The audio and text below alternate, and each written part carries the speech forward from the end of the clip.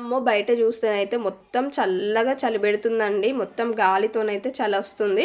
కానీ చలి ఉందనేసి మనం అక్కడనే కూర్చుంటే పనంతా ఎనకకే అయిపోతది. ఇక చలికి భయపడకుండా అయితే 4:30 వరకు లేసేసి అయితే ఇంట్లో పనులన్నీ స్టార్ట్ చేసేసుకున్నాను.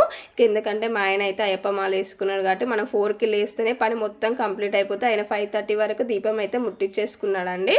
ఎందుకంటే మనం ఎంత ముందుగా లేసి ఇంట్లో పనంతా కంప్లీట్ చేసేసుకుంటే మా స్వామికి అయితే అంత బెనిఫిట్ అండి. ఎందుకంటే 5:30 వరకు అయితే పూజ మొత్తం కంప్లీట్ అయిపోతే చూడండి అయ్యప్ప ఎంత మంచిగా కనిపిస్తుండో.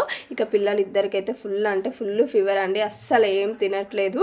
అందుకోసం కొంచెం నో టేస్ట్ లేదు అనేసి అయితే నేనైతే గోధుమ పిండి అయితే దోశ అయితే పోసి ఇచ్చేసానండి. కొంచెం స్పైసీగా ఉంటుంది అనేసి అందులోనే పచ్చిమిర్చి, ఉల్లిగడ్డ, కొంచెం జీలకర్ర, లైట్గా ఉప్పు, కారం వేసి అయితే మంచిగా గోధుమ పిండి అట్ట అయితే పోసిచ్చానండి.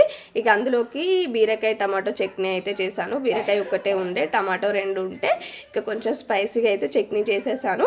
ఇక మా ఆయన స్వామికి తప్పించేసి మిగతా అందరికైతే చట్నీ అట్లా అయితే పెట్టేసుకొని అయితే తినేసారండి.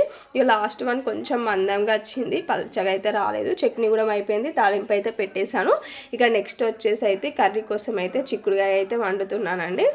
చిక్కుడుకాయ చాలా బాగుంటుంది. చలి అయితే ఘోరంగా పెడుతుందని మార్నింగ్ అసలు వణికొస్తుంది, అంత చలి పెడుతుంది.